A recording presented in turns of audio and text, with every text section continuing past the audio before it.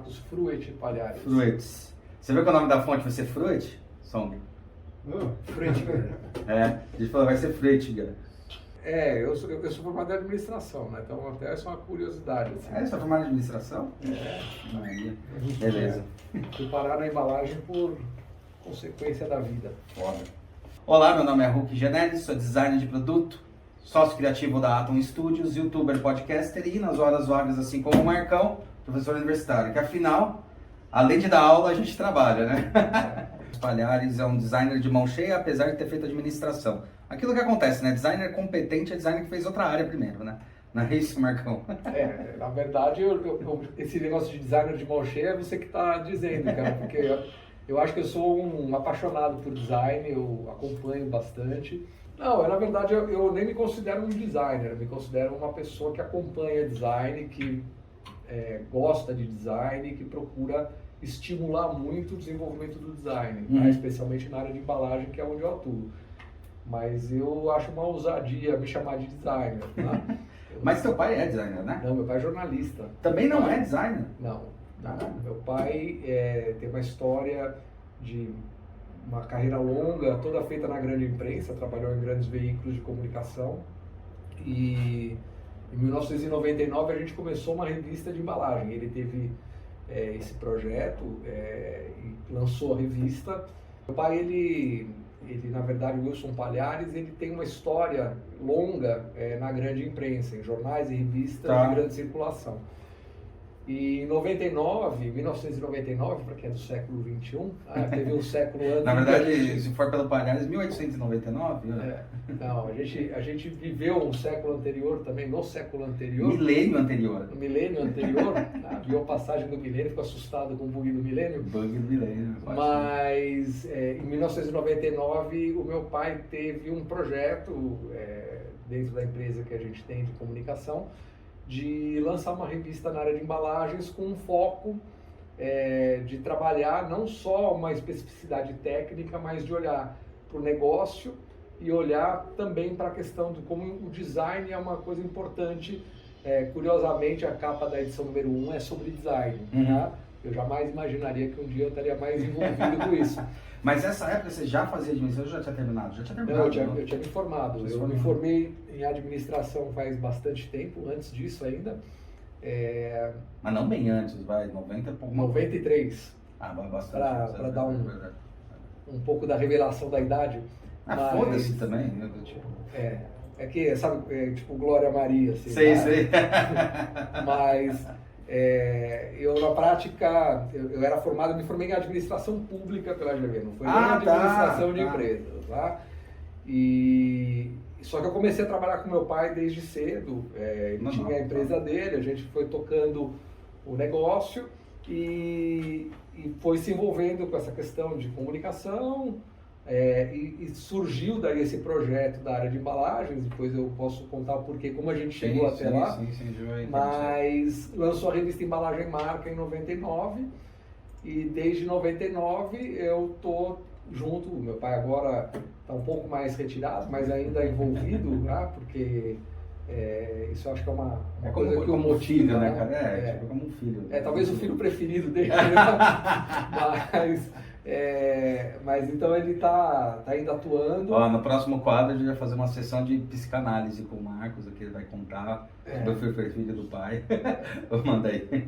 Mas o fato concreto é que desde então a gente foi se envolvendo com a cadeia produtiva de embalagens e até em um determinado momento nós tivemos que tomar uma decisão na empresa, se a gente seguia com uma empresa de comunicação que fazia conteúdos em diferentes segmentos, ou se a gente se aprofundava na área de embalagem e achava outros caminhos dentro do setor de embalagem. E aí que vocês resolveram ir para a embalagem? E aí nós já estávamos com o pé lá dentro e resolvemos seguir e abriu sempre muitas novas oportunidades. Esse mercado é um mercado incrível, é um mercado sempre com bastante energia, demanda, né? Muita demanda. Lógico, com seus altos e baixos também, que a gente vive no Brasil, mas ao mesmo tempo é um mercado bastante promissor, né? O mercado de embalagens é um mercado que sempre tem novidade, tem muita inovação acontecendo, sempre tem muita demanda e hoje o que acontece é que existe uma evolução tecnológica. A gente pegou a abertura do mercado em 92, então a revista depois já pegou um mercado bem maduro ou bem em crescimento, e hoje o mercado brasileiro de embalagem é um mercado altamente tecnológico e que tem que dar respostas para questões como sustentabilidade, questões de fazer um produto chegar de uma maneira acessível para as pessoas. Então é um mercado bem interessante que eu acho que tem tudo a ver com esse pensamento de design, de você solucionar questões de uma maneira olhando para uma cadeia, como um sistema, né? Então isso é uma coisa que eu acho bem importante e daí que a gente acabou seguindo nessa toada. Marcão, legal isso, e uma das coisas que eu queria trazer você aqui e para a gente conversar também e ir a fundo em alguns pontos, assim, você veio muito falando, né? O meu sócio também veio meio por essa área, a gente se encontrou meio no meio do caminho, porque ele tinha uma fábrica de ventiladores, e aí trabalhando com produto e tal, e ele percebeu lá nos anos 2005 tal, que teve um tal aí de Getúlio da Costa, que a gente conhece bem pra cacete, que de repente ele pegou e começou a vender super bem um nicho de ventiladores, só que era um nicho super clássico de ventiladores feitos de madeira. E entrou com plástico, entrou com tudo, ganhou prêmio, um monte de coisa, pra falar, meu, que porra é essa de design? Pra ele, design era como todo mundo acredita ser, que é a florzinha, faz tal coisa, tal coisa. E daí ele foi mais para essa área, e é engraçado porque ele também é da área de administração, ele vem da administração e entende o design como uma estratégia de negócio. Com você aconteceu também isso, ou foi meio, você caiu, quando você estava contando, você caiu de paraquedas nessa história, você entendeu que o design era uma ferramenta estratégica interessante, e é por isso que você deu continuidade, porque você podia simplesmente pegar ele depois que lançou e falar, cara, mas na boa, vou continuar com a minha vida de administrador, vou administrar isso daqui, mas você se envolveu muito com a área de design. Hoje você tem um concurso que banca essa área de design, né? Que banca assim, os conceitos de design, né? Então, para que serve, como é que funciona, você trabalha bastante com isso e dá bastante incentivo para quem vem de uma outra área, por mais que você tenha continuado a empresa. Veio esse pensamento, qual que foi a grande transformação que você falou, puta, design tem algo a mais do que essa bostinha aí que a gente costuma ouvir? Eu acho que é legal essa sua constatação, porque quando eu comecei a revista, quando a gente começou a revista, o que a gente escutava na questão do design não, o design ajuda a vender, mas muito com essa pegada do design que tem um shape bacana, romântico, assim, que tem, o cara trocou uma cor, é uma coisa do grafismo, que é super importante, é um negócio extremamente interessante. E a gente frequentava ao mesmo tempo, conversava muito com as fábricas, né, com os fabricantes de embalagem. E quando eu ia falar com os fabricantes de embalagem, eles falavam assim, cara, design, putz, esses caras inventam os negócios, não dá pra fazer. Isso em 99, né? Isso por aí. 99, legal. Tudo que os caras fazem, nossa, eles acham que tudo tem que ser bonitinho, mas o cara não conhece a fábrica. E aquela conversa, tem alguns caras que trabalham direito, tem uns caras que eles fazem, e eu comecei a entender, por que esse cara faz direito? O que esse cara faz de direito? Né? E daí, assim, um pensamento que eu sempre comecei a olhar com bastante atenção, foi essa questão de que você tem que olhar para o processo todo, tem que entender todas as pessoas envolvidas, e que o pensamento de design, ele é muito maior do que o design em si. É que na época a gente não chamava, não tinha esse nome. Não tinha esse nome pomposo do Tim Brown. E o que acontece? Então, você falava, o design era um negócio que ficava restrito na parte mais estética, enquanto, na verdade, muitos projetos bons, eles nasciam desse pensamento de design. E eu comecei a me aprofundar um pouco nessa questão, olhando, e na época eu não chamava isso de design, eu nem sei como eu chamava. Na época a gente nem tinha esse nome no Brasil, nessa época era design industrial, cara. E pensava um pouco assim, um pensamento mais integrado, uma integração de cadeia. Tá. E lógico, que também é um pouco diferente do que um pensamento de design, porque a integração na cadeia é necessária até hoje, que é a aproximação dos elos e tudo. Mas quando nós começamos a olhar para isso como uma ferramenta de diferenciação, olhar outros países como as coisas aconteciam, ver literatura a respeito, é isso. Tá? E até hoje eu sinto que existe uma resistência muito grande com relação a questão do que é o design, muita gente ainda enxerga com esse preconceito. Quando você fala muita gente, a gente está falando, porque assim, tudo bem, a pessoa ordinária, a pessoa, o público comum, até dá para aceitar, mas a gente está falando assim de empresas que... Muitas empresas, eu acho que muitas empresas, especialmente as pessoas mais envolvidas em produção mesmo, que tem um pensamento, vamos colocar... Cartesiano.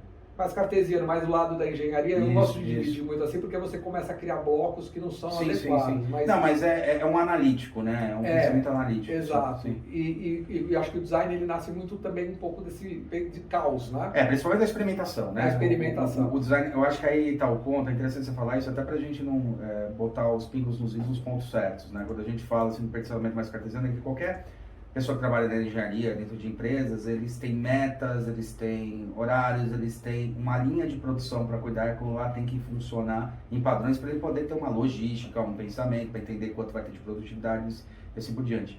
E o pensamento do design, ele também é um pensamento, tem um lado racional, mas ele é muita experimentação. Então, tipo, eu não preciso chegar à resolução final de um desenho para poder testar este desenho. Então, eu já testo. Nessa jornada minha, por exemplo, de produto, a gente percebe que, cara, eu estou fazendo um protótipo, esse protótipo ele é para a gente validar um monte de coisa, tirar da frente um monte de problemática, então eu não preciso ter todas as furações perfeitas, porque a gente está testando, a gente já vai eliminando isso. E o que a gente sente das pessoas que têm pensamento mais cartesiano, que vem da engenharia, que querem tudo padronizadinho, porque afinal, eles têm que botar em linha de produção, é que é um momento antes. É um momento de teste que vai ajudar a chegar, inclusive, numa produção muito mais eficiente. É isso que a gente está colocando, né? Mas continua aí. Não, eu acho que é isso e tem uma outra coisa que mesmo quando a gente começa a falar de design, o design em si, nessa maneira como as pessoas enxergam, ele é muito amplo. Porque você citou bastante o desenho de produto, né? O design de produto. E a gente tem um avanço que vai para tipografia, vai para a parte gráfica, vai para a teoria das cores, que é um outro mundo.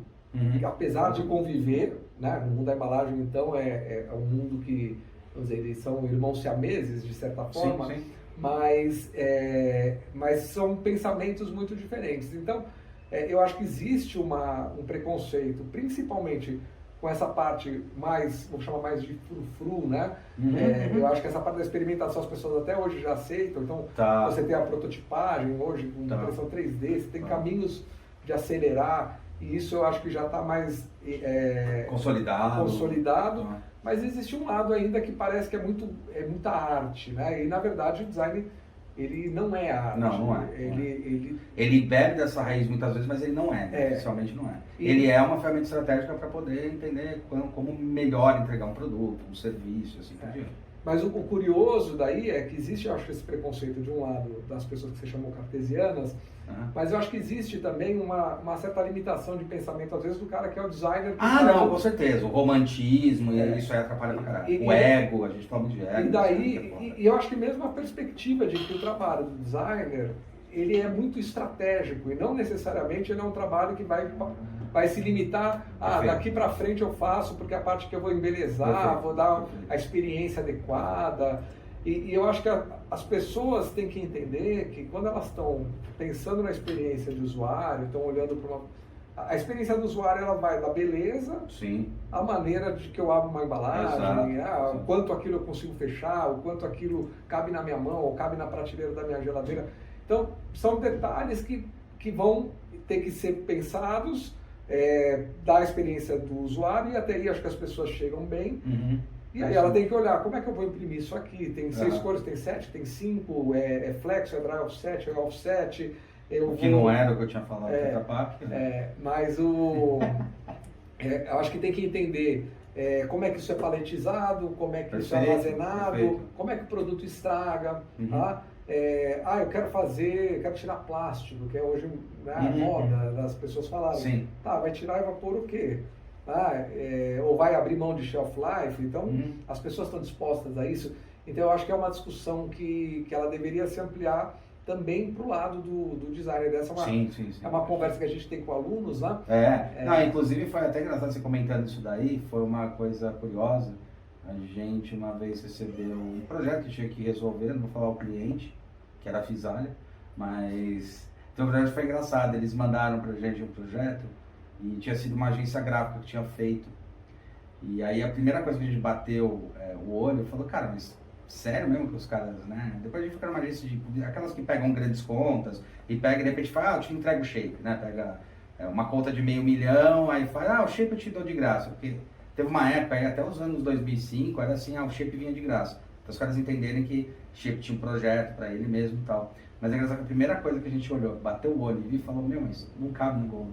O cara fez um frasco muito grande que ele queria fazer longilíneo para chamar a atenção em relação aos outros, aquela parede da gôndola, né? Que aliás tem um nome, né? Isso daí. E a primeira coisa que a gente viu é que no batia o cara não tinha pensado no básico, que era paletização e cabe na gôndola, sabe? Tipo... então, eu acho que isso é o que encanta no mundo da embalagem para mim. Né? E o que me fez vir desse mundo da administração com uma certa tranquilidade, porque você quando fala de design, fala também de eficiência, fala de organização das coisas, fala de negócios, que são as coisas que eu sempre estive mais habituado Sim. a falar. Como é que eu resolvo isso em termos de sustentabilidade? Sim. Então, uma decisão de design, ela vai impactar em como é que essa embalagem vai ser descartada, se ela pode ser reciclada, não pode. Sim. Então, isso é bem encantador. E passa também, é encantador, e passa também pela, uma coisa que eu estou bastante, hoje em dia, instigando, é pensar que agora, teve um momento em quando a gente, eu não sei se você sentiu isso, mas teve um momento quando as mídias elas eram totalmente direcionadas, você sabia de onde vinha a propaganda, que vinha de uma televisão, de uma Globo, de uma coisa, porque... Então, quando a gente tinha esse meio de massa, tá? A gente tinha um canal só de distribuição e a percepção do usuário, né? Era uma percepção limitada. Então, por exemplo, saber que o produto é bom ou não, eu tenho que acreditar no que está na mídia me dizendo. E às vezes você vai descobrir que o produto é bom ou não depois. E hoje a gente tem um puta avanço com a entrada da internet, essa grande transformação que na verdade você deve também ter sentido e tal, que é, agora o usuário tem a capacidade de dizer se a embalagem é boa ou não, se o produto é bom ou não, praticamente 1 minuto depois que ele é lançado no mercado, porque tem esse review. E daí eu entro com essa questão justamente com o seguinte, ainda eu vejo que o público em geral dá uma culpabilidade das embalagens, dos produtos, mas vamos falar aqui específico da tua área, das embalagens nas empresas. Mas existe uma culpabilidade também do usuário. Porque o usuário hoje ele é responsável, se ele sabe de onde vem, se antes o cara falava, a minha embalagem é ecológica, e você vai descobrir que não é, porque alguém, em alguma hora, um cara que é técnico, pegou aquilo lá, descobriu, foi conversando, foi de boca a boca, demorou 10 anos para descobrir que aquela embalagem não é tão ecológica quanto a empresa estava vendendo numa propaganda, é isso que eu quero dizer. Hoje em dia, em 2 minutos, o cara fala, sou ecológico. Aí o cara vai falar, não, essa embalagem não é ecológica. Então também é responsabilidade do usuário, você não acha?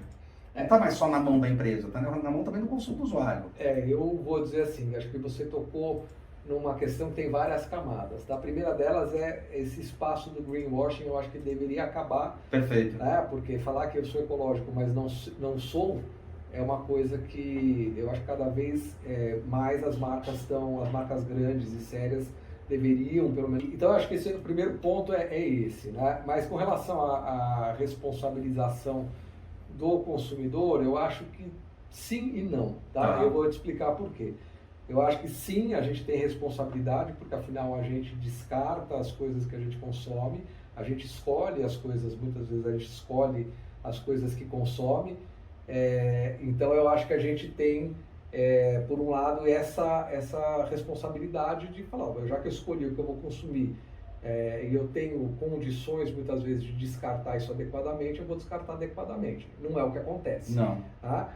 Então eu acho que esse é o primeiro ponto. Aí por que não acontece? Aí a gente vai descascando um pouquinho o negócio e vai chegar aqui para muita gente, isso não tem repercussão nenhuma. Uma pessoa que mora num lugar que não tem uma árvore, que nunca conheceu uma praia, vai ver uma tartaruga morrendo, isso não faz parte do contexto dele, da vida dele. E a vida dela está muito no dia a dia, no emergencial ali, e eu acho que isso faz com que as pessoas de fato não tenham essa vinculação, apesar de que ao descartar, por exemplo, a embalagem de uma maneira inadequada, talvez essas pessoas que têm menos condições, essas pessoas que menos têm essa conexão com o problema que se apresenta, são aquelas que têm um problema imediato, porque tem uma enchente na casa delas, não é na minha casa, não é na sua casa. Tá? Então eu acho que isso é uma questão. Então eu acho que nesse sentido, as pessoas têm uma responsabilização e não têm. E eu acho que outra coisa que também me deixa com essa, vamos dar uma isenção para essas pessoas,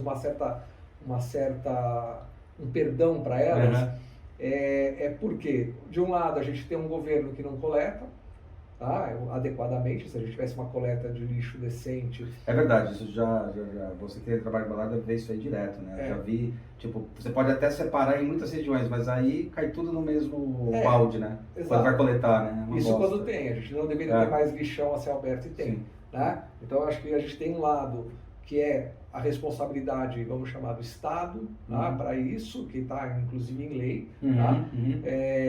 E a gente tem também, acho, uma responsabilidade das empresas, porque elas criam tantos discursos de sustentabilidade que não são compatíveis entre si, que isso gera uma confusão. Então, eu trabalho com embalagem há mais de 20 anos, e eu tenho dúvidas. Quando você olha algumas coisas, você fala assim, isso será que é melhor ou será que é pior?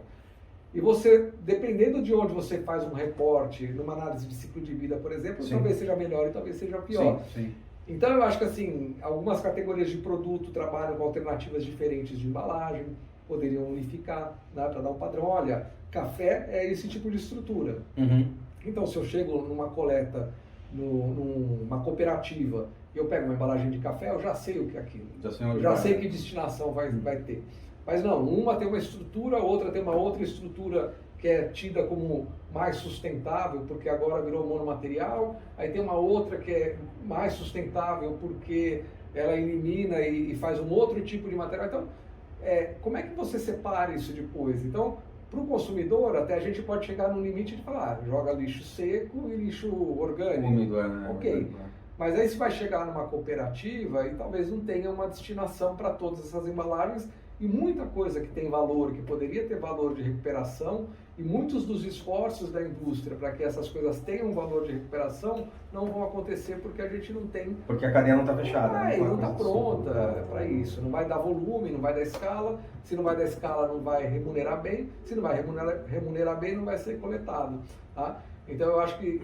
Então eu falo assim, é uma responsabilização das pessoas, elas deveriam ser responsabilizadas, sim, mas até a página 2, né? Porque eu acho que elas são um ponto final ali do descarte, elas são um elemento crucial para que tenha um bom descarte. Mas elas não podem assumir essa responsabilidade, que também é das empresas e também do Estado. Quando você coloca aí, eu até colocaria que não é o ponto final, é o ponto intermediário, né? Você tem o começo, que é a produção, depois tem o intermediário, que é o uso, e depois a descartabilidade, que tem responsabilidade de outra entendi. Acho interessante isso, tá? Eu acho que assim, temas complexos, isso que é o lindo do design também. Sim. Tá? Eles requerem cooperação, eles requerem diferentes stakeholders agindo, eles requerem compartilhamento de informação, compartilhamento de responsabilidade, compartilhamento de custos. Então eu acho que tem muito para o design colaborar também nisso. Né? Desenho de processo, desenho de serviço, desenho de produto, desenho de embalagem. Então, embalagens mais desmontáveis, por exemplo, se eu não tenho como separar os materiais ou fazer de um material único, por que eu não separo esse material depois? Então eu consigo tirar uma tampa, um rótulo, um frasco e destinar cada um para o lugar adequado. Isso tudo pode vir de um pensamento de design. Então acho que às vezes isso é um ponto bacana de pensar. E daí você estava, às vezes, falando sobre isso, você acha que porque aí pelo cálculo que se faz aqui, bem simples de cabeça, são 24 anos em cima dessa área, você. Né? E foi se desenvolvendo, foi entendendo esse lado do design do negócio, né? Evoluiu as embalagens bastante, assim, consideravelmente, que você fala, caramba, evoluiu, ou é só greenwashing muitas vezes? Não, eu acho que o Brasil é um país extremamente avançado em termos de tecnologia de embalagem. Acho que muito do que a gente tem de coisas que não são tão de ponta tem mais a ver com a questão do poder aquisitivo do consumidor lá na ponta, que talvez não absorva algumas coisas, porque a indústria de embalagens é uma indústria altamente moderna, os equipamentos no Brasil são muito... as gráficas são bem equipadas, os transformadores de plástico são extremamente bem equipados, transformação de lata. O Brasil tem tecnologia para exportar, tá? Eu acho que o Brasil tem qualidade de ponta.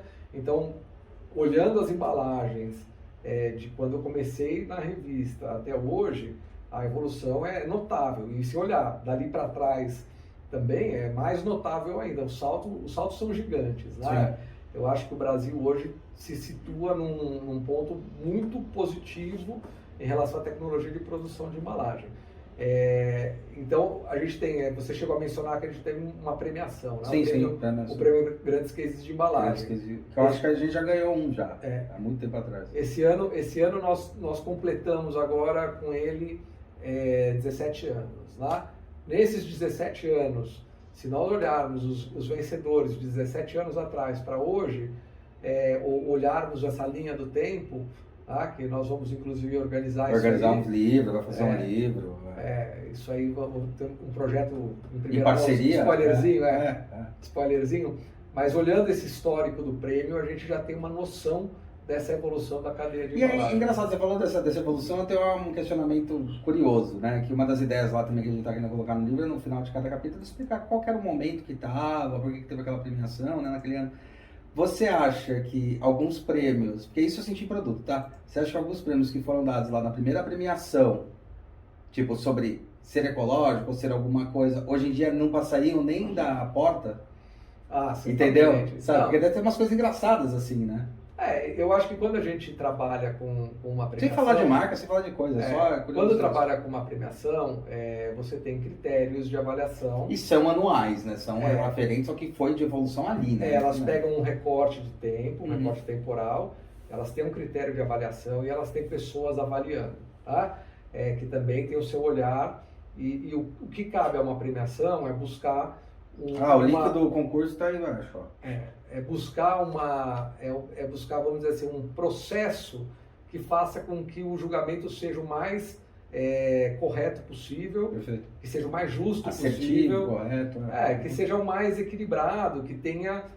Vai ter injustiças? Provavelmente.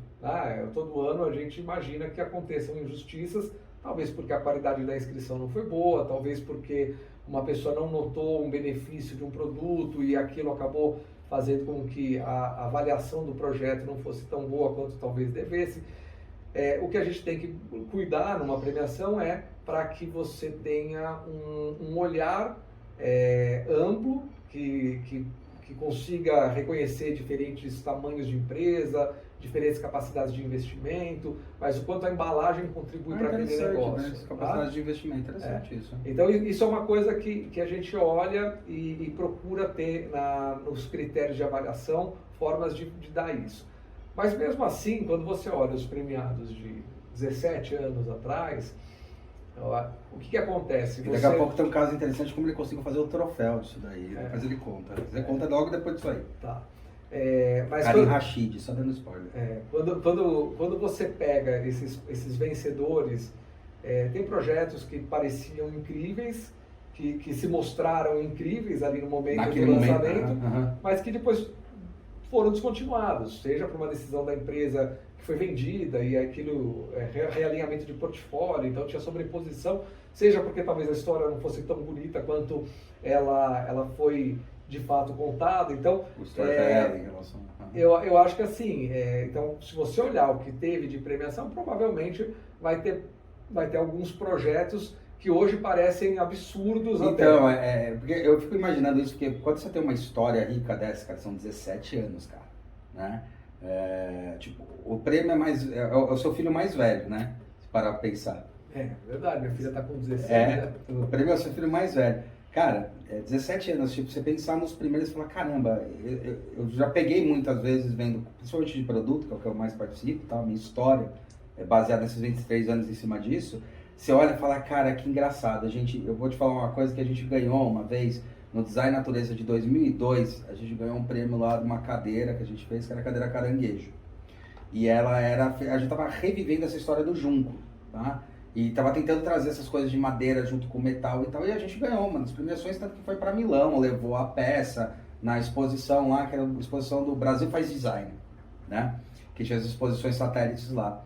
E é engraçado porque passaram 3, 4 anos, a gente olhava e falava, mano, como é que a gente ganhou? Porque o pé dela é feito cromado. O resto era todo feito trançado e tal, mas o pé, a estrutura de metal era cromada. E aí você vai ver cromada, puta, cromada é uma puta pintura tóxica, uma puta coisa assim que 5 anos depois a gente olhava pra ela e falava, ela não ganharia mais nenhum prêmio hoje. Mas naquela época, ela já estava sendo um puta avanço, porque ela já estava começando porque cadeira a gente pode dividir entre concha, que é o de 60, né? E a estrutura. Então a estrutura ainda precisava de muita evolução, mas a concha a gente já tinha evoluído bastante, sabe? Essas percepções são muito legais, porque daí você também percebe o quanto as coisas estão evoluindo.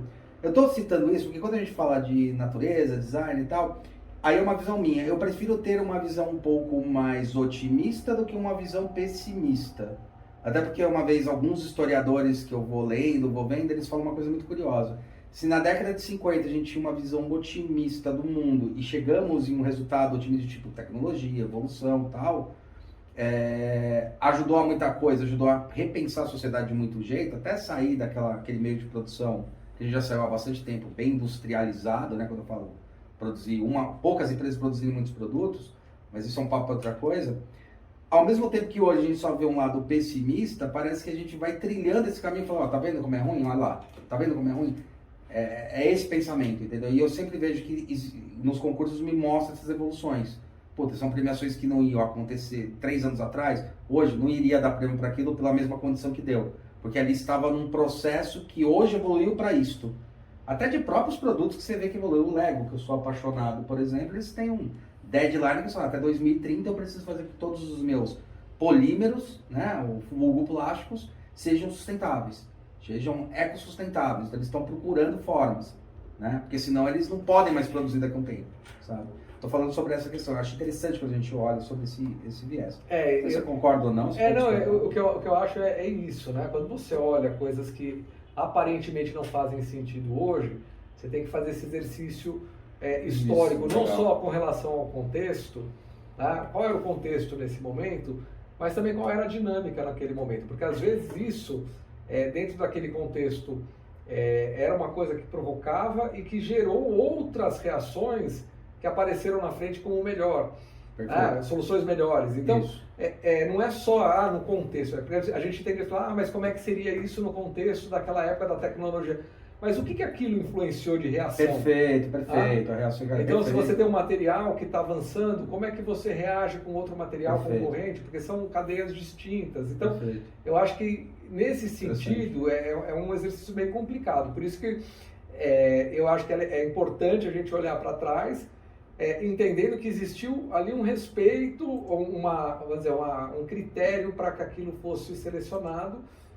Se você concorda ou não concorda com os critérios, é uma outra coisa.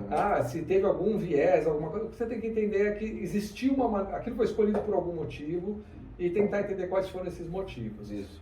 Agora, certamente tem coisas ali que você olha e fala assim, nossa, até graficamente, visualmente, a educação visual da gente vai mudando. Sim, pra caramba. A evolução, produtos que ganharam, às vezes, 2 anos seguidos, ou intervalo ganharam 2 prêmios, mas não necessariamente você ganha com uma evolução de um produto e depois esse produto evoluiu de novo depois de 2 ou 3 anos e ganha de novo. Sei. A evolução daquele redesign, isso é muito legal. Cara. Aconteceu isso? Aconteceu. Que legal isso, cara. Legal que legal. Fala aí qual que é. A gente teve um projeto que era o leite fermentado dos Minions. Tá? Então ele passou primeiro por uma etapa de redesenho para incorporar as personagens, competir com o Yakut, que é um player difícil demais de você enfrentar. Então eles fizeram um potinho com a personagem serigrafada e de repente falaram, a gente tem que ganhar eficiência em linha com isso aqui. Então eles fizeram todo um projeto de desenho, e a beleza da embalagem, né? E do design envolvido nisso, e da engenharia que está junto com o design tudo, é transdisciplinar. E do equipamento, e de todo mundo, do material. Que é lindo isso, cara. Dos fornecedores da Gina. Então essa coisa linda. Caralho. Mas o que eles fizeram foi um projeto de ganhar eficiência nas linhas produtivas, era a demanda de projeto, e aí quando chegou na área de desenvolvimento, eles falaram, mas a gente também pode dar um up no produto. E eles fizeram daí aquele shapezinho com um termoencolhível que puseram os próprios Minions, com um ganho gráfico gigante, posições diferentes colecionáveis, aquilo ganhou reedições de Copa do Mundo, então aquilo virou um negócio incrível, ganhou vida, né? As personagens, aquela coisa, uma sensação de que aquilo era vivo mesmo, então você teve um primeiro momento em que só a incorporação da personagem já foi um ganho de vendas, e um ganho de eficiência, eles tinham lá um trabalho de eficiência, e depois eles passaram a ter uma melhora daquele projeto. que também foi premiada. Então, isso mostra um trabalho de uma equipe competente, por um lado, de desenvolvimento, Vigor. Da Vigor. E você tem aquilo... E a Vigor desenvolveu isso dentro da própria empresa? É só uma coisa... Dentro da própria empresa. Contratou uma empresa? Não, dentro da própria empresa. Provavelmente com apoio de agência de design. Não sei exatamente, não me lembro dos detalhes. Mas é legal, para que isso aconteça tem que estar todo mundo envolvido na cadeia, entender a cadeia, né? Exato, mas aí eu conheço as pessoas até hoje, que estão alguns em outras empresas lá, mas são pessoas com expertises muito diferentes. Uma pessoa com uma grande qualidade na questão de pré-impressão, parte gráfica, outra pessoa que entende de plástico, outra que entende de eficiência de linha. Então você junta todo mundo e design é isso. Tá? É você viabilizar que essas demandas de todo mundo se harmonizem numa coisa que não é uma coisa que está respondendo para uma demanda da empresa, mas ela está respondendo uma demanda da empresa, mas atendendo bem a pessoa que é o consumidor final. Tá? Então eu acho que isso é uma das coisas que me encantam aí profundamente. Então quando eu vejo esses casos de sucesso, né, que a gente chama grandes cases de embalagem, quando eu vejo essas coisas acontecendo, isso é uma satisfação muito grande. E todo ano, pelo menos alguns projetos, assim, eu saio com essa sensação de falar, uau, conseguiram. Né? E esses projetos sempre acontecem em grandes empresas, você vê esses projetos às vezes acontecendo em empresas que estão surgindo, com sacadas de embalagem, porque a gente sabe que às vezes para embalagem também é um outro ramo que eu ia até perguntar para você, que assim, existe um mercado que muita gente não conhece, provavelmente para o público leigo não conhece, que é o dos standards.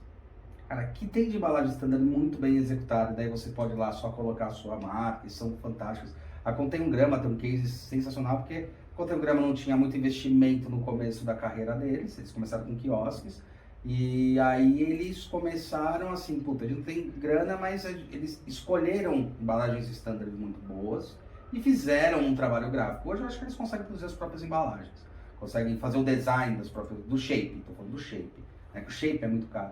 E para embalagem também a gente vê bastante isso. A gente vê que tem embalagens que são padrão, tal, para pequenas empresas, e tem embalagens muito legais. É um puta mercado, né, esse de standard de embalagens, porque quando a gente vai em indústria, a gente... Por exemplo, eu lembro agora de cabeça a Wheaton, né, que é uma de vidro.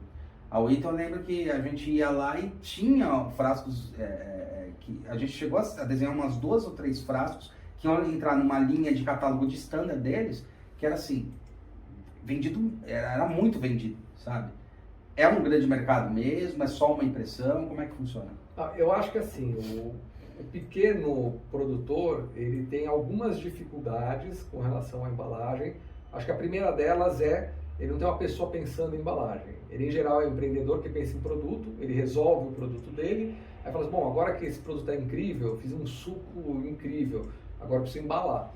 E aí ele vai apanhando, porque ele vai tentar comprar uma garrafa, ele não consegue comprar da vidraria direto ou do fabricante direto, tem que comprar no distribuidor porque o volume dele é menor. Ver que tem que vazar. Aí ele não tem dinheiro para contratar uma agência, aí ele tem alguém que resolve a parte gráfica. Então, assim, muitas vezes ele vai remendando, o que não é errado, faz parte do processo. É a realidade dele, né? Mas o que eu vejo é que existem boas empresas, existem muitas empresas pequenas, inclusive algumas premiadas, né? A gente premiou algumas empresas menores e projetos de empresas pequenas, quantidades pequenas, que entendem que, na verdade, a embalagem ela é um processo de estratégia de inteligência, que faz parte da estratégia do produto dele.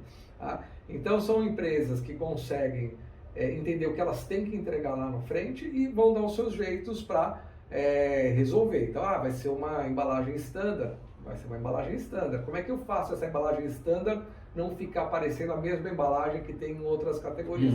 Eu vou pôr um rótulo diferente, vou pôr um rótulo com efeito lente para dar um...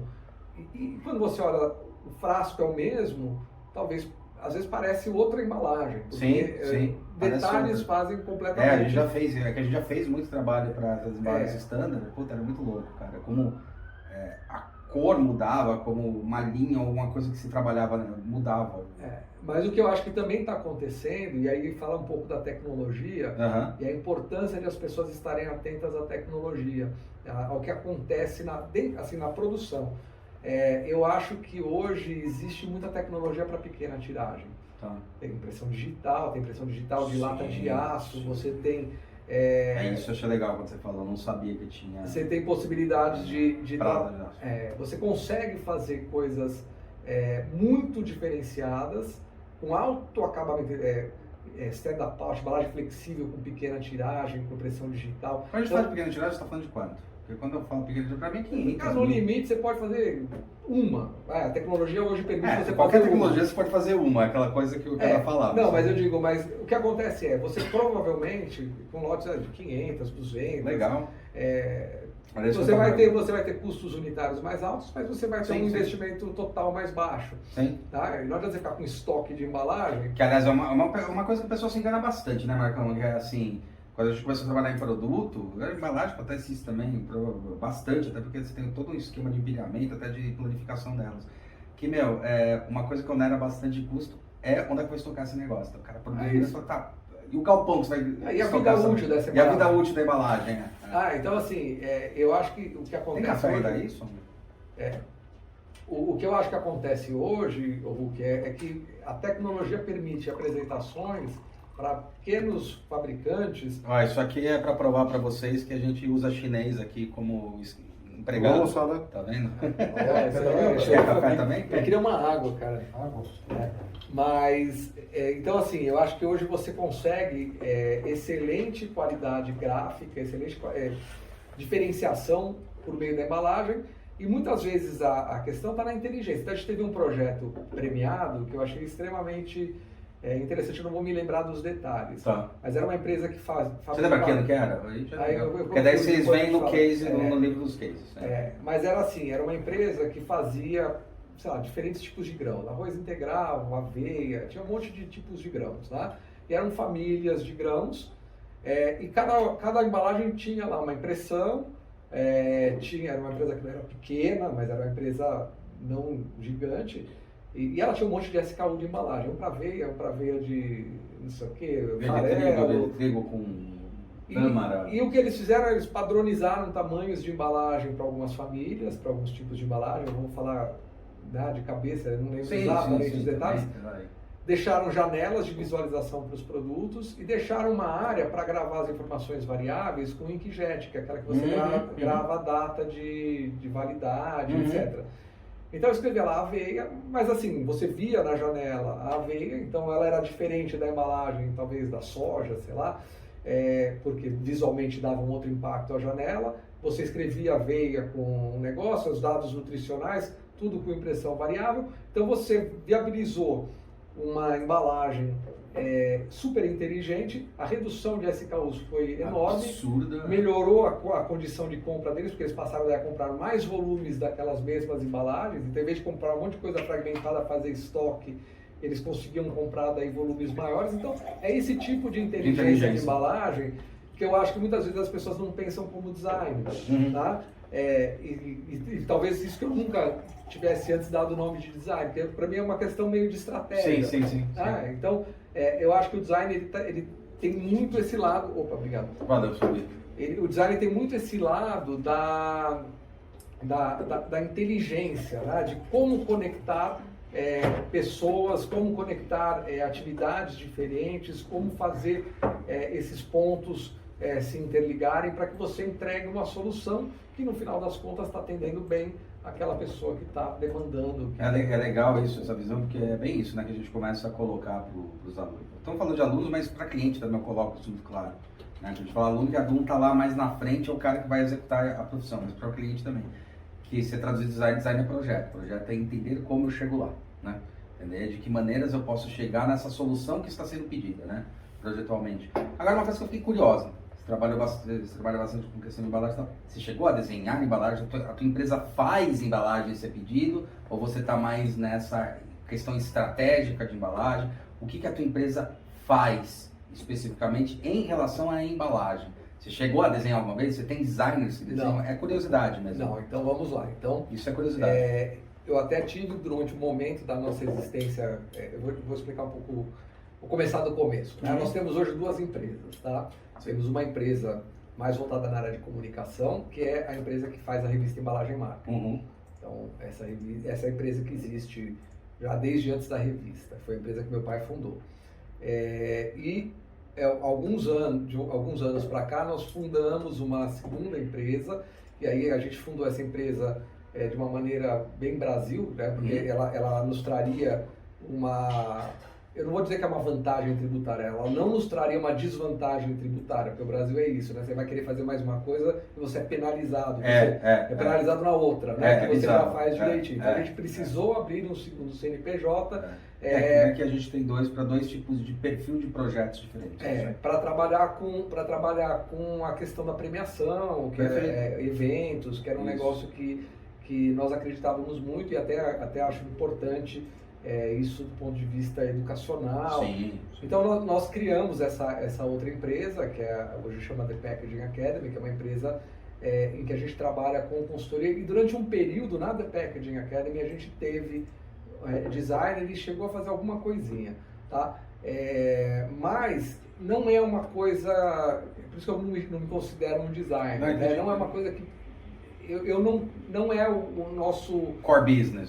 Não é o que. Então a gente acabou tirando porque o que eu gosto de fazer, tá? O que a gente gosta de fazer, e aí eu me sinto um designer nesse sentido. Sim. A gente gosta de entender como é que a gente faz uma inovação, por exemplo, chegar ao mercado. Então, quais são os requisitos para que aquela coisa que parece tão incrível ali na prateleira que existe lá na Alemanha, ela é viável no Brasil? Tá, fornecedores nós temos, material nós temos, capacidade de produção nós temos, mas o consumidor está pronto para isso? Ele vai aceitar? Ok, isso vai requerer alguma mudança de equipamento na linha produtiva da empresa que é alvo daquilo? Tem que mudar um ferramental, é uma coisa, tem que trocar um equipamento, não vai rolar. Então, avaliar essas viabilidades. Esse é um trabalho que a gente está fazendo, começou esse ano e está indo bem legal, é uma coisa que eu gosto de fato de fazer. Tá? E outra coisa que nós fazemos são algumas avaliações, também estudos de mercado. Eu falo estudo de mercado, não é um estudo pesquisa quantitativa, mas, por exemplo, nós fizemos um estudo para uma empresa química, um estudo sobre os caminhos que tanto os donos de marca, quanto os fornecedores deles e os fornecedores dos fornecedores estavam olhando do ponto de vista de sustentabilidade, para entender onde que o brand owner quer chegar, onde os convertedores e transformadores querem chegar, onde os fornecedores de insumo querem chegar, e se eles estão alinhados, se faz sentido o que eles estão fazendo.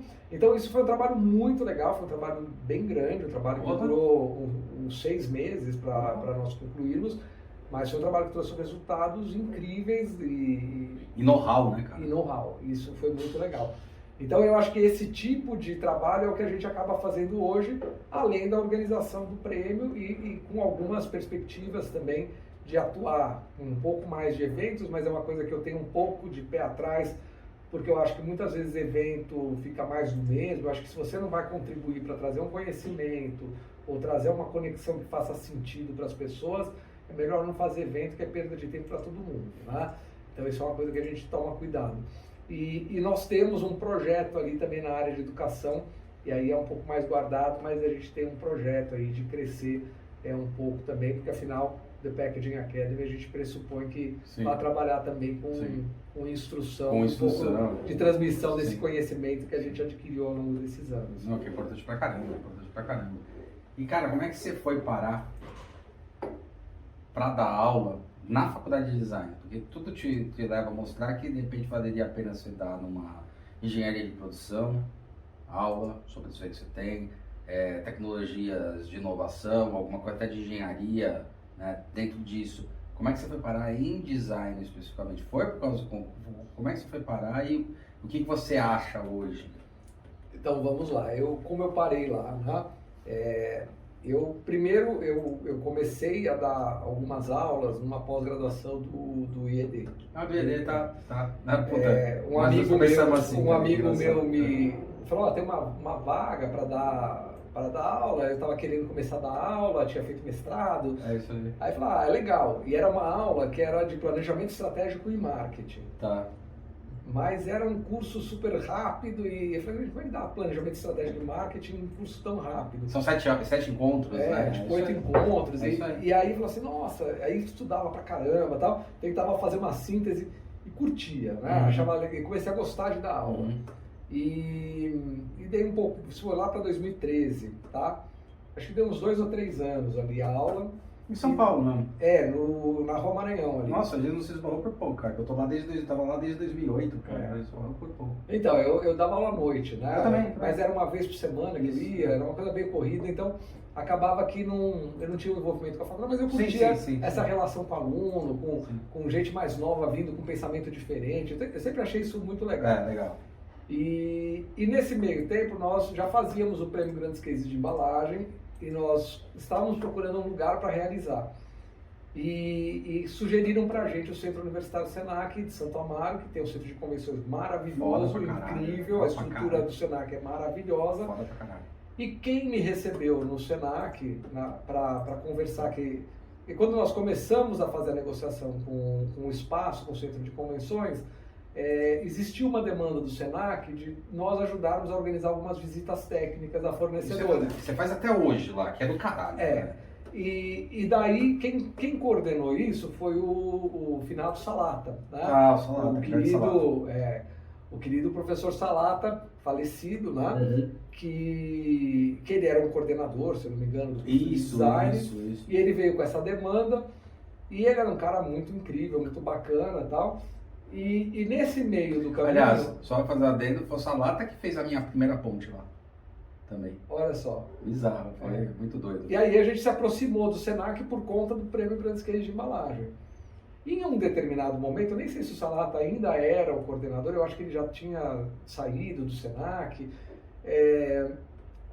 Alguém falou assim, putz, a gente tá com uma demanda de um professor de embalagem e me conheciam porque eu tinha um prêmio de embalagem. Falei assim, você toparia, você tem mestrado? Eu falei, tenho. Né? Você toparia dar aula aqui? Eu falei, pô, eu acho super legal. Eu tinha parado um pouco no IED porque eu moro perto do Senac, em Santo Amaro. O IED lá na Higienópolis era longe, era uma vez por semana, era uma confusão. E eu já não estava mais no IED, tinha dado uma parada ali. E eu falei, pô, mas esse negócio de dar aula eu gostei, cara, eu achei legal. E aí eu falei, bom, vou dar aula no curso de design, tá? Como é que eu faço? Aí eu falei, bom, já sei o que eu vou fazer, né? Malandro, né? Eu chego malandrão. Eu vou pensar em tudo que a indústria fala, que os designers fazem de errado, vou falar, gente, vocês precisam abrir o olho que os caras estão falando de vocês isso aqui. E cheguei no curso, era um curso, na época era dividido, design gráfico, design industrial e design digital, como é que é. E eu entrei no design gráfico. Aí eu falei, gente, então, aí cheguei e falei de injeção, de sopro, de produção de lata de alumínio, como era, então o que os caras tinham que... Eles me olhavam aquela cara, que porra esse cara tá falando, cara? E aí eu falei, bom, eu vou dar prova, né? Então eu perguntava coisa técnica, aí eles olham, cara... E aí essa coisa do design, da experimentação, eu falei, eu vou conversar assim porque eu acho que é o que precisa para esse povo. E aí eu falei, bom, peraí, deixa eu entender meu público, né? Eu acho que não é exatamente por aí. E eu comecei a trazer essa mesma visão, só que com uma outra roupagem. Então você começa pelo ambiente deles e fala, ó, legal, você vai produzir uma arte gráfica? Você já pensou que ela é diferente? Se você tiver que fazer uma lata de cerveja, como é que você vai imprimir essa lata de cerveja? Não adianta você pôr uma foto com um monte de meio tom, de nuance, porque ela vai ter muito ganho de ponto, vai ficar uma bosta. Basicamente é isso, falando uma linguagem clara, é isso, vai ficar ruim. E é diferente de você fazer o pack da embalagem, que talvez vai ser impresso em offset, ou o rótulo da garrafa, que vai ser impresso em flexografia. São linguagens diferentes, tem restrições de produção diferentes. Vamos entender isso aí? E aí todo mundo para e olha e fala assim, pô, eu não sabia disso, eu não sabia que tinha RGB, CMYK, não sei o quê, né? Isso era um exagero, tá? Eles muitas vezes sabem, mas às vezes não sabem que é um Pantone, é uma cor sólida. Não, às vezes nem sabe que tem RGB, CMYK. Não sabe que é ganho de ponto. Ganho de ponto, Então assim, você começa a trazer e fala assim, olha, mas isso aqui também tem uma influência na maneira como as embalagens são produzidas. Você sabia que é diferente um processo de injeção e sopro, de um processo de sopro e de um processo de injeção? Por que não pode mudar aqui? Por que não pode mudar ali? Por que isso demanda... E aí você começa a trazer um mundo, que é o mundo que eles não olham, para eles começarem a falar, vocês vão trabalhar daqui para frente, vocês vão olhar mais para a experiência do consumidor, mas sabem que o que você está fazendo, o que vocês estão fazendo aqui, pode impactar na paletização, pode impactar na questão de um custo a mais para a empresa, pode viabilizar ou inviabilizar um produto. Então, passem a ter esse olhar para o início da produção. Vai determinar que matéria-prima você vai usar. Então, você está querendo mexer numa matéria-prima, dá para mexer no equipamento da empresa que você vai fazer a embalagem? Não dá, talvez não dê. Então, o que você tem que fazer? Você tem que conhecer dali para trás para poder mexer dali para frente. E aí, acho que a linguagem começou a encaixar, né? A encaixar. E aí foi falar, é por esse caminho. E aí, no meio do caminho, a gente já pega uns cursos diferentes, aí tem que se virar, mas são coisas muito divertidas, né? Porque eu acho que talvez, né, você fala, além de dar aula, você não trabalha, né? Eu acho que assim, a quantidade de horas que eu gasto preparando a aula, olhando, ela é enorme, mas eu também, de alguma maneira, talvez mal considere um trabalho, porque aquilo é um prazer enorme. Sim. Porque você olhar para um aluno que saiu melhor do que ele entrou, tá? Você entender que alguém, mesmo que não vá trabalhar com embalagem, mas que absorveu aquilo, entendeu, e falou, pô, isso é legal. E hoje a gente está falando muito, tá deixando muito claro que o designer ele tangibiliza tudo isso. Então, não vai trabalhar com embalagem, mas em algum momento vai entrar em contato com isso. Eu acho que quando você transforma uma pessoa, isso que é legal, né? Sim. E aí você fala, pô, eu sei que talvez seja um papo meio de velho, meio de sonhador. Mas pra mim é uma alegria muito grande, assim, olhar. Tem aluno que é. Não, mas eu acho que não é nem papo de velho, é papo de professor, né? Assim, cara, puta, é muito legal quando você ensina o cara, você vê o cara tendo a sacada. E eu não sei se você já chegou a pegar, eu acho que sim, pelo tempo também que você dá aula. Mas você fala um monte de coisa em aula, tal, o cara faz, até alunos bons, tal. Eu vi isso de bastante aluno bom, mas tá aluno bom aí, o cara tá 2 anos no mercado, de repente encontra e falou, meu, aquilo lá que você me falou, agora eu tô percebendo. Que legal. Fala, puta, legal isso daí. Puta, agora eu tô me ligando, né, do que acontecia. Você tava falando de embalagem, isso é muito doido. Eu lembrei que o Mestriner, né, a gente entrevistou também, tá aí embaixo o link pra entrar pro bate-papo do Mestriner, que é um puta designer de embalagem e tal, não sei o que lá. E ele falou, cara, que eu achei bem curioso, uma coisa que ele falou, as empresas também têm que começar a entender, eu achei interessante isso, que a embalagem ela é um investimento em publicidade. Eu achei muito legal, porque é começar a tirar um pouco também, pensar estrategicamente, que a embalagem ela não está lá só para vender aquele produto, mas é uma estratégia do marketing como uma empresa mesmo, de posicionamento estratégico dela, de cor, de brand, de fala, de um monte de coisa. É isso mesmo, né? Eu acho que assim, hoje, ainda mais hoje, que a mídia, como você falou, está fragmentada, e que para você comandar uma campanha de marketing ou de divulgação de um produto, é tudo fragmentado, tem TikToker, tem redes sociais, tem um monte de coisa que você pode fazer, mas é tudo muito pulverizado. A embalagem, ela é uma peça de comunicação. E se você tem uma boa embalagem, ela é uma boa peça de comunicação. Ela entrega uma experiência que está reforçando tudo aquilo que a marca está prometendo. Então, quando você consegue fazer isso, sem dúvida, eu acho que é um passo. Então, essa é uma briga que em alguns momentos, briga entre aspas, né? Mas é uma questão que eu acho que muitas vezes ela é colocada e algumas empresas, mas poucas ainda, conseguem olhar, que às vezes elas têm que olhar a produção da embalagem ou uma mudança temporária, uma série limitada, não necessariamente como um aumento de custo, mas o custo unitário dessa embalagem vai aumentar 5%, 10%. Porque, na verdade, é isso, é um investimento de marketing. Então, um exemplo muito clássico disso é a impressão digital. Provavelmente, o custo unitário de um impresso digital, ele é mais alto do que se você fizer numa produção de massa, vou chamar convencional. Tá? Mas o que você consegue fazer com uma embalagem impressa digitalmente é gerar uma possibilidade de que cada embalagem seja diferente da outra. E você pode, inclusive, fazer uma embalagem que gere engajamento, que tenha uma personalização, que converse com a consumidora. Um nicho que, inclusive, está aumentando bastante, os nichos de consumo. Né? E aí, o que vai acontecer? Na hora que eu tenho uma embalagem que fala comigo, que ela me diz alguma coisa profunda, as pessoas compram. Um exemplo clássico, que no Brasil a gente deu uma voltinha, mas é o negócio da Coca-Cola Nomes. Quem não foi impactado por aquela ação? Sim. Ela foi. E aquilo teve um investimento, um envolvimento da cadeia de embalagem para viabilizar, dentro de uma produção convencional, a impressão de latas. Os rótulos também no Brasil eles foram impressos digitalmente. Na Europa foi feita uma campanha digital? Não, desculpa, no Brasil foi feito convencional, na Europa foi feito em digital. Que legal. Tá? No Brasil, o fato de ter sido feito em convencional trouxe uma experiência menos, vamos dizer, glamurosa no ponto de venda, porque você acabava tendo uma concentração de nomes muito grande nos lugares, porque os rótulos eram impressos em pistas dentro da mesma mobília, então aqueles rótulos todos estavam de alguma maneira concentrados. O mesmo nome, né? Era mais difícil de você misturar do que quando você faz uma impressão digital. Mas ok, aquilo se viabilizou por volume, por custo, por budget, etc. Mas quando você para e olha e fala, eu vou gastar mais nessa embalagem, 1 milhão a mais, tá, nessa embalagem, mas você não está fazendo 1 milhão de investimento em mídia, talvez seja mais eficiente esse 1 milhão na própria embalagem do que em mídia. Que eu achei muito legal isso que ele coloca, que ele colocou por causa desse ponto aí. Por causa desse ponto, né? De não entender como um custo, de entender como investimento em um outro setor. Até porque hoje, você estava falando sobre essa pulverização das mídias, a gente tem muito unboxing de coisas, ou produto sendo usado na internet. Então tem muita gente que vai fazer, você perde o controle de onde você está fazendo a mídia e quando a embalagem é muito boa, chega a coisas boas, né?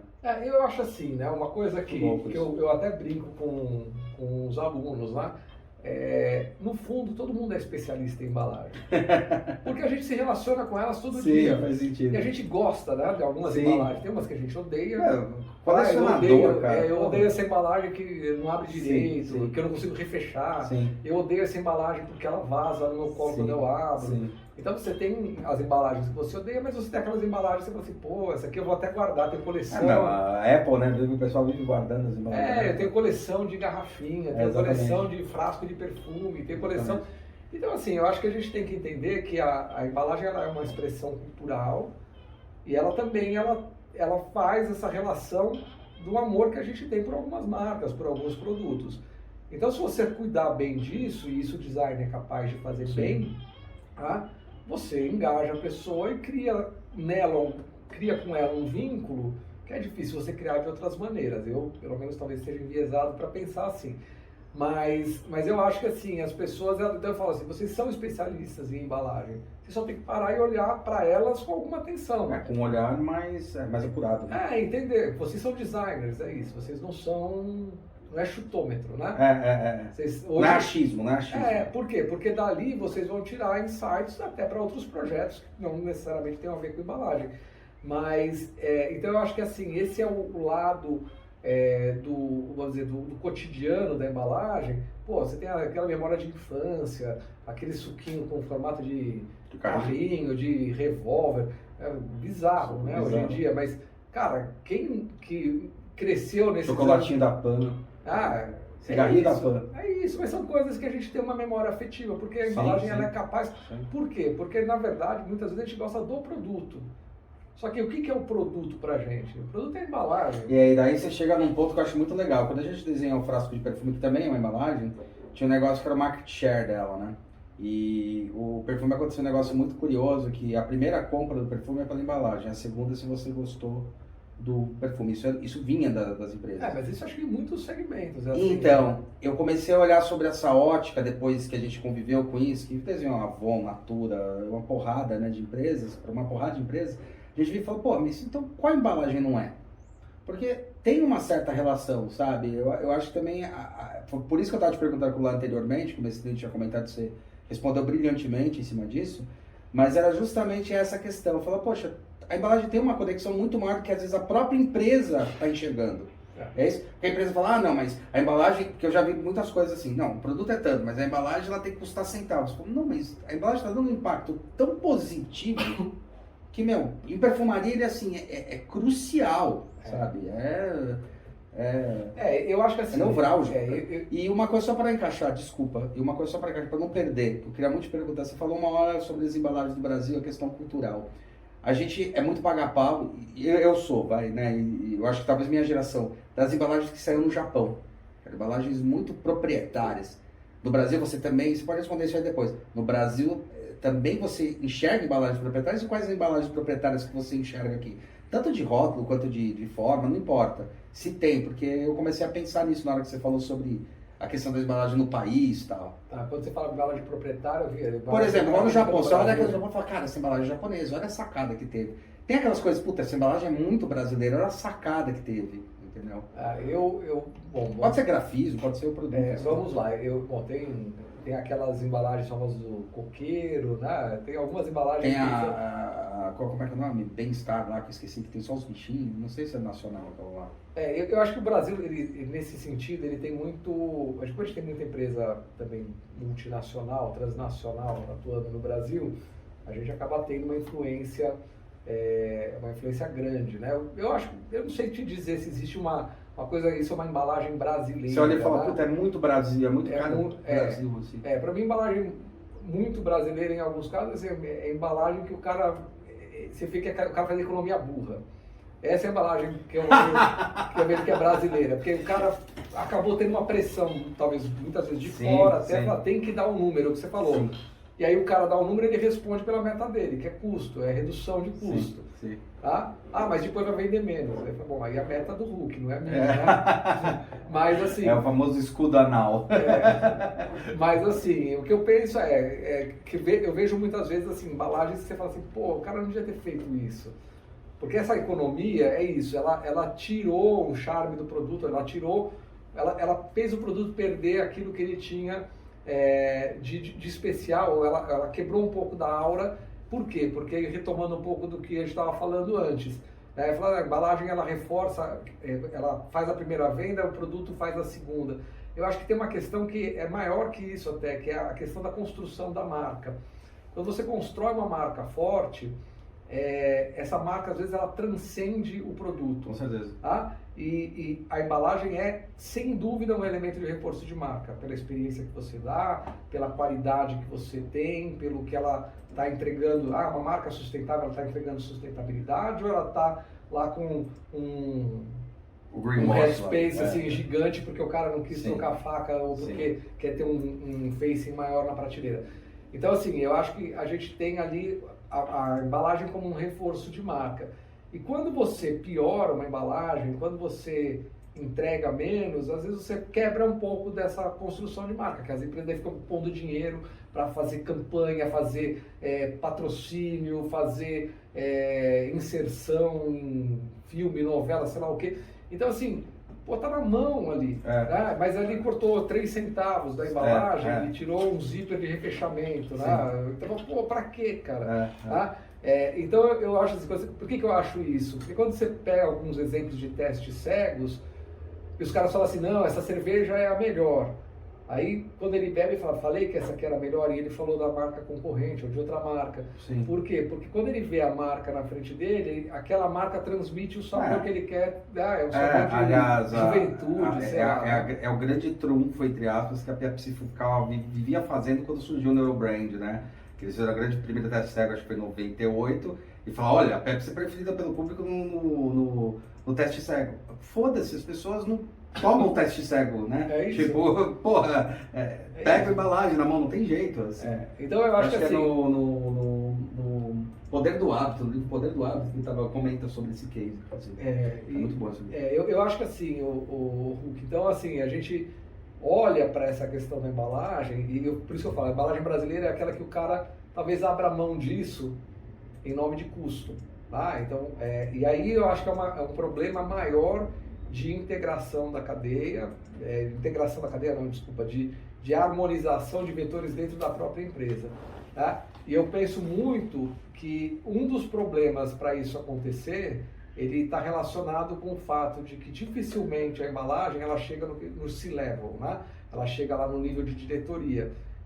Muitas vezes ela está no nível mais operacional, no nível de gerência. Não chega nem no nível estratégico, muitas vezes, que talvez seja o cara que ia dar o sim ou não, e ia falar, bota esses 3 centavos, pelo amor de Deus. Exato. Não, e às vezes esses 3 centavos, eles significam não só que você vai vender mais, que é uma promessa futura, é difícil alguém colocar na reta para falar, eu prometo que eu vou vender mais se você gastar na sua embalagem a mais, é difícil você prometer isso, porque você não sabe. Sim.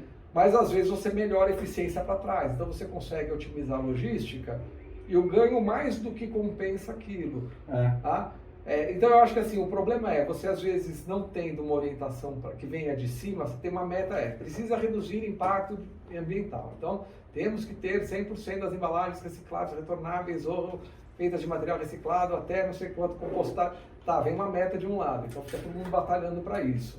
Aí o cara de suprimentos tem que baixar custo. Que é uma bosta. Aí o cara de logística... Eu já vi que na hora que envolve compra, é um problema. Então... Quando joga a conta no pessoal de compra, é um problema. Então, mas na verdade, eu acho que assim, não é que... Eu acho que não sei se eu chamo de problema. Eu acho que a questão, o problema é que esse cara de compras, ele responde pelo número de compras. Isso. Se ele responder pelo número de sustentabilidade, ele vai ter uma sensibilidade para olhar e falar assim, talvez valha a pena a gente... Não, porque eu sempre acho que qualquer tomada dessa é uma tomada estratégica, que vai envolver produção, compra, insumo... Então, mas a própria maneira como as pessoas são remuneradas, os bônus, eles são atrelados a métricas que são muitas vezes incompatíveis. São totalmente incompatíveis. A sua meta é reduzir custo, a minha meta é vender mais. Eu quero colocar brilho na embalagem, você fala, não põe que não cabe.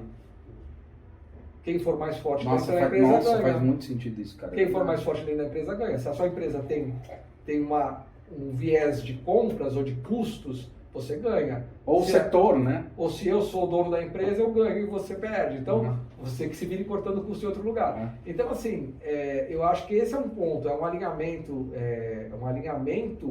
da própria bonificação, dos próprios estímulos para os profissionais internos. E aí isso eu acho que é um olhar que eu trago da administração. Isso é legal, cara. Tá? De entender assim, que ok, não adianta a gente olhar cada um para um lado se o objetivo é da empresa. Eu hoje tenho o meu objetivo, as pessoas cada vez mais têm os seus objetivos individuais de carreira, não é errado. Eu acho que é isso, é uma relação de venda de mão de obra, de compra de mão de obra. Agora, cabe a mim, né, como organizador disso tudo, buscar formas de que isso funcione da melhor maneira possível para o todo, e não para cada um individualmente, porque daí é o meu objetivo como dono, vou ferrar todo mundo aqui também, vou pôr uma meta impossível, o cara vai sair, vou pôr gente mais barata, vou subindo, vou pôr mais coisa para o cara trabalhar, vou reduzir departamento, e aí fica todo mundo maluco, e aí o que acontece de inovação? Nada, o cara lança batata frita sabor frango frito, entendeu? Vai vender durante 3 meses, vai vender porque é hype, saiu na propaganda, aí o cara troca de emprego, sai, tira o frango frito, porque não funcionou. Então eu acho que assim, a gente tem que olhar as coisas de uma maneira mais holística, e aí nesse sentido eu acho que é onde o pensamento do design faz todo sentido. Sim. E é onde eu falo também para os alunos. Existe um caminho que é você ser operacional, ficar fazendo postagem de Instagram para uma empresa, para ser substituído por um estagiário daqui a 6 meses. Ou por um chat GPT da vida, porque... Você pode buscar um olhar de se tornar um cara com uma marca própria como designer, que o cara fala, pô, é o Karim Rashid, que a gente vai falar daqui a pouco, esse é o cara que eu quero contratar. Ou você vai virar commodity, ou existe também uma terceira opção, que você pode trabalhar com estratégia, mesmo que você esteja com o seu olhar no produto, com o seu olhar na parte mais gráfica, mas você entender o estratégico. Karim Rashid, então, eu ia até fazer umas 2 últimas perguntas, mas Karim Rashid a gente esqueceu de falar. Como é que você conseguiu fazer a porra do Karim Rashid desenhar o prêmio? Então vamos lá. Essa história é muito boa, galera. Nós fizemos. E obrigado, Karim Rashid, que eu sei que você assiste esse podcast. Obrigado. Thank you, man. Thank you. Mas na verdade, assim, essa foi uma história muito louca, cara, porque nós tínhamos o troféu do prêmio. O prêmio foi lançado em 2007, a primeira edição foi em 2007. E em 2007, 2008 e 2009 nós fizemos um troféu que era um troféu feito de acrílico, primeiro de vidro, depois de acrílico. O cara não trouxe um troféu pra gente, ele tem que trazer um troféu. Eu trago. E era um troféu que ele tinha umas plaquinhas que representavam alguns tipos de embalagem que foi desenvolvido por alunos da Belas Artes. Tá? Devia ser bonito, cara. Era interessante. Legal, né? E aí aquilo a gente olhava e falava assim, pô, é legal, mas não é. Porque é um prêmio de embalagem, ele não é uma embalagem. Né? Seria legal que ele fosse produzido como uma embalagem. E isso sempre nos acompanhava. Falar, ok. Aí, a partir já do 2º ano, nós conseguimos, com uma parceria com a Antilhas, que é a nossa parceira até hoje, fazer um estojo para esse troféu. Legal. Então ele vinha dentro. Então já resolvi um pouco essa questão de ter uma embalagem. Tá? E daí, em 2010, nós fizemos um trabalho. Nós tínhamos, em 2009, feito um evento de inovação, e nós trouxemos o Karim Rashid, que ele tinha falado numa empresa, que nos recomendou, Aí nós trouxemos o Karim Rashid para o evento que nós organizamos para dar uma palestra sobre Qual embalagem. Evento que era? Só pra... É um evento que era sobre inovação na área de embalagem. 2010 isso? 2009 ou 2009 acho que foi. Tá. E nesse momento nós fizemos essa palestra com ele voltou para os Estados Unidos e a gente... Ok, tá? Legal, bacana. Então tá ok, tava lá, eu tinha esse contato com ele. Ele tava bem no hype esse momento, cara. Ele tava com interesse, inclusive, no Brasil, então acho que foi uma das coisas que fez ele olhar para cá. Ele tinha feito um projeto com Gatas. Isso. Então eu tava aqui meio circulando por aqui. Ele tinha uma Camila, uma brasileira que trabalhava com ele nos Estados Unidos, que era uma interface do escritório, então a gente teve esse contato através dessa menina e tal. E ok, e tava lá o Karim Rashid nos Estados Unidos. Nós fomos para uma feira de plástico, nos Estados Unidos? Que era, não, aqui. Aqui, tá. No IMB, no horroroso IMB, uma feira que chamava Brasil Plástico. Lembra? Tá? Ela mudou de nome e tal, tem outro nome. Mas fomos na Brasil Plástico. E conversando com uma pessoa da, então, Quator, se eu não me engano era Quator, Suzano Petroquímica, que depois virou Braskem, o André, que até hoje está lá na Braskem, o André, ele falou assim, pô, legal o seu troféu, pena que não é de plástico. Eu falei, então vamos fazer um troféu de plástico. Ele falou, você topa? Eu falei, claro, vamos tentar, né? Vamos tentar. Aí veio uma menina da empresa que faz os pigmentos, que hoje é a Avent, que era minha amiga, né? Hoje ela mora na Suíça, trabalhando numa outra empresa. Falou, vamos trabalhar com uma cor, vamos tentar fazer uma cor diferente? Vamos tentar fazer uma cor diferente, tá? Ok. Já no master da própria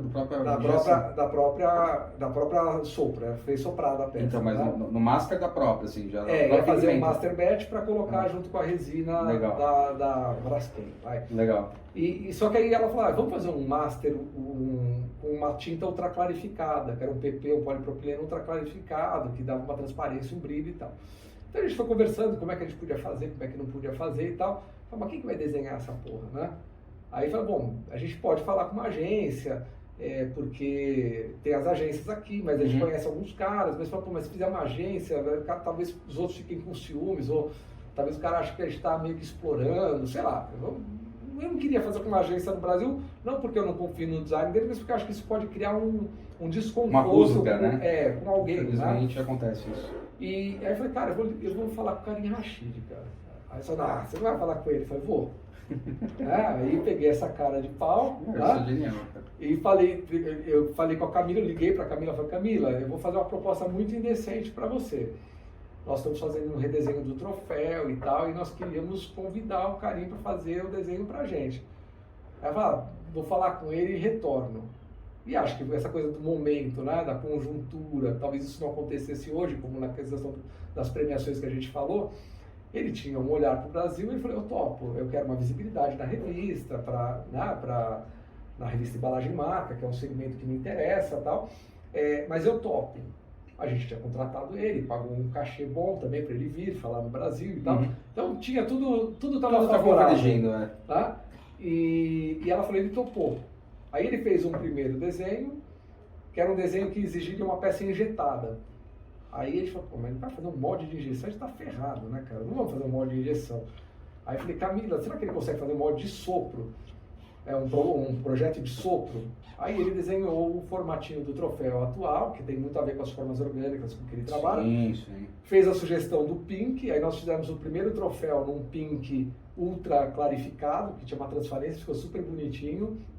Ele pediu pra gente mandar, acho que 100 troféus para ele, então a base é de alumínio, e aí aí falou, bom, quem que vai fazer o molde, né? Aí chamamos uma empresa de moldes que topou entrar como parceira, ele usinou as bases do troféu em alumínio, a base, a gente, no desenho do Karim não estava muito claro, não ia ficar muito estável, aí esse cara, pô, a gente vai fazer um troféu, podia fazer uma rosca igual de gargalo convencional, aí fez uma rosca, aí o troféu tem até hoje, né?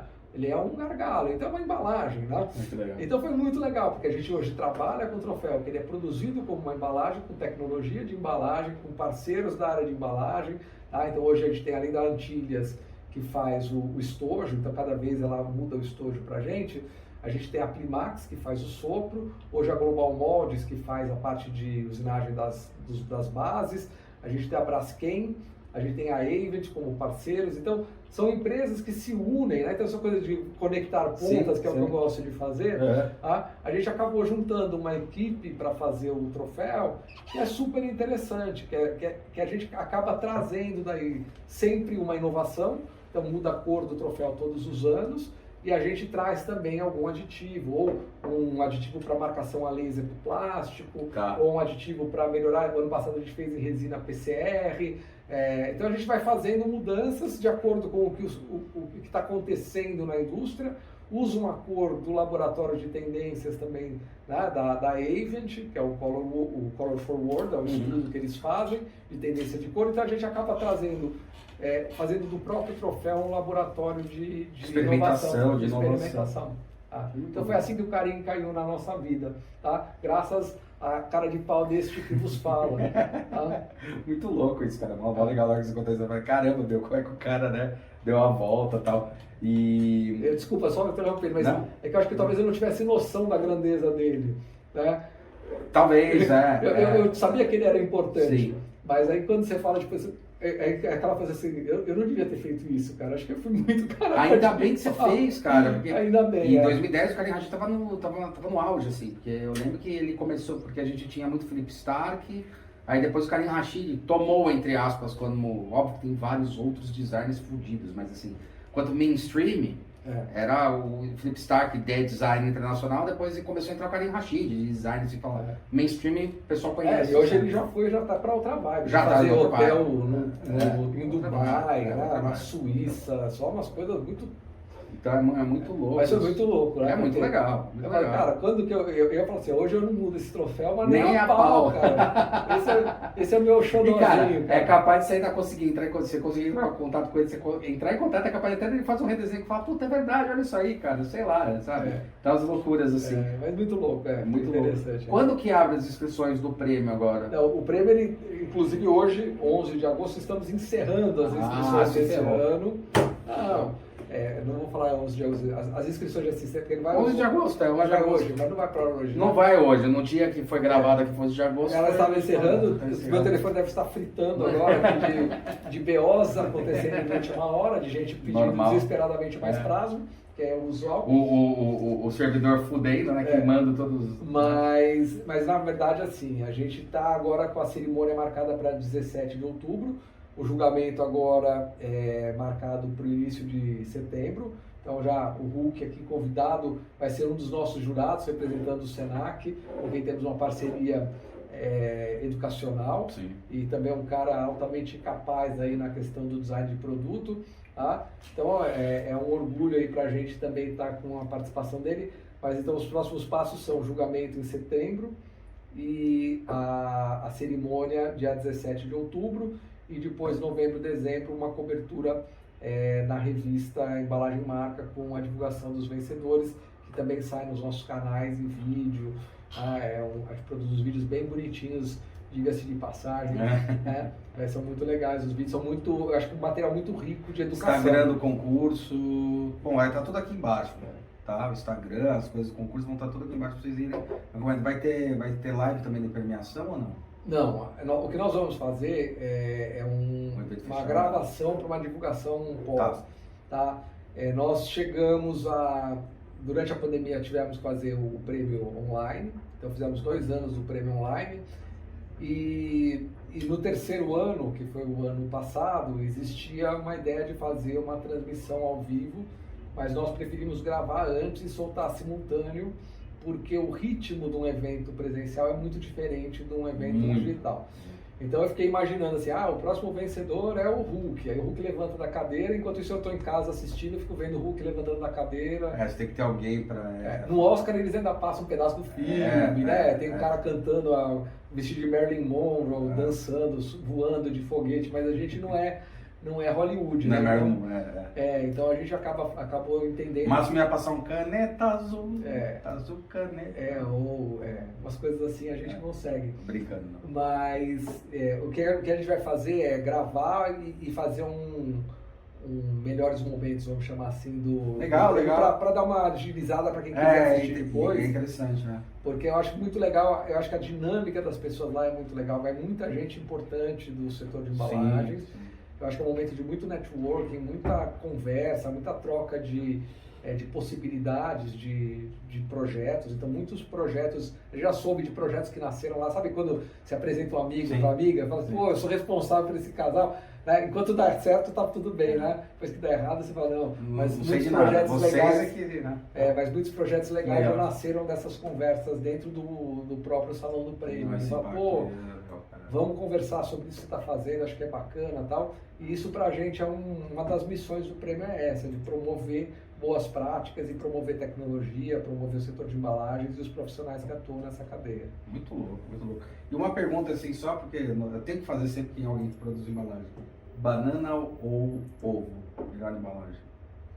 Eu vou repetir aqui uma coisa que eu aprendi com o grande Lincoln Seragini, que é um dos maiores nomes, né? Tá aí também, a gente tem um podcast aí com ele foda. É um dos maiores nomes do design de embalagem, é um dos precursores aí, é um cara... Seragini Farnet.